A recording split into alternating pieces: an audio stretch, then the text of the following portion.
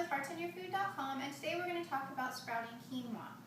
Quinoa is an ancient pseudo grain, they're calling it. They don't call it a grain, they don't call it a seed, so they go with pseudo grain, I suppose. I don't know which one it is, but it's really good. And so I hope you try it. It's been cultivated for over 6,000 years. It was a staple of the Incan diet, and they considered it sacred. Quinoa is the only sprout that contains every single amino acid, so that's really good. And it is the quickest sprout also. It's usually done within a 24-hour period. And it yields 1.5 to 1, so if you sprout 1 cup of quinoa, you're going to get 1.5 cups for you to use. So what I've done, and I got my instructions from sproutpeople.com.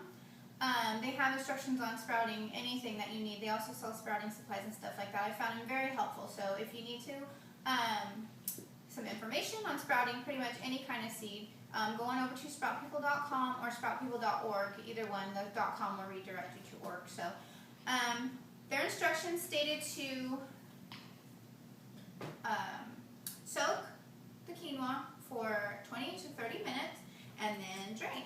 So what I've done is soak for 30 minutes, and I'm going to go ahead, and usually I would do this in my sink, but I'm going to go ahead and do it here so I can show you guys.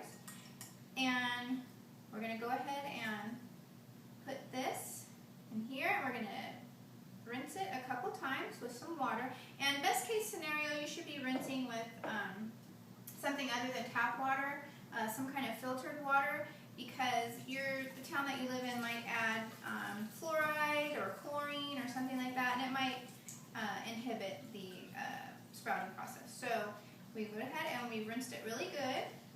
And what I'll do, you need to make sure that they get a lot, pretty good air circulation.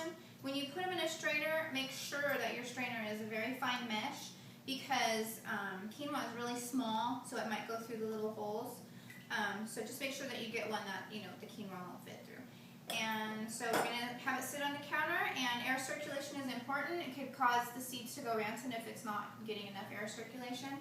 So like I said, soak 20 to 30 minutes, and then every 8 to 12 hours, rinse and drain. So that's all you'll do is just rinse and drain, just like my alfalfa video. So we're going to sit it here, and then we'll be back in 8 to 12 hours with the video camera, and I'll also put some photos on the blog to see how it goes, so you can tell what's going on at every stage. And they also recommend to taste it, because you might like it a little less sprouted, a little more sprouted. You could do it for several days, they say, but at that point it's a science experiment, because things could go horribly wrong. So it could go rancid. So the longer you sprout, the softer it gets, but I think I'll probably do 3 rinses and drains. So we'll check back, and I'll show you how it's going.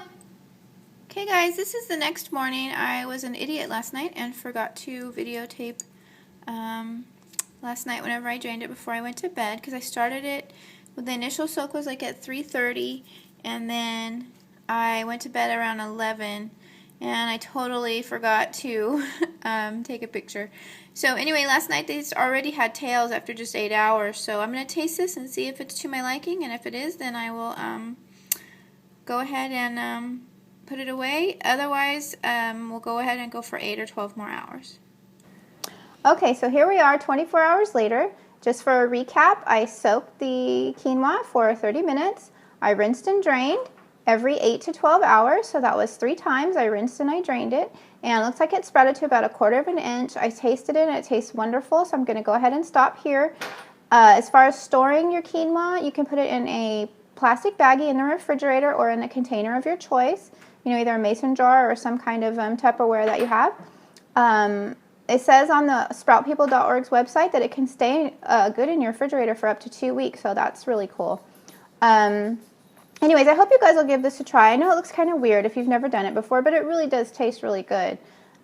Also, any of the videos that I do make with the sprouted quinoa, if you don't want to try sprouting it, if you're a scaredy cat, then you can go ahead and cook the quinoa, and the recipes will turn out just fine.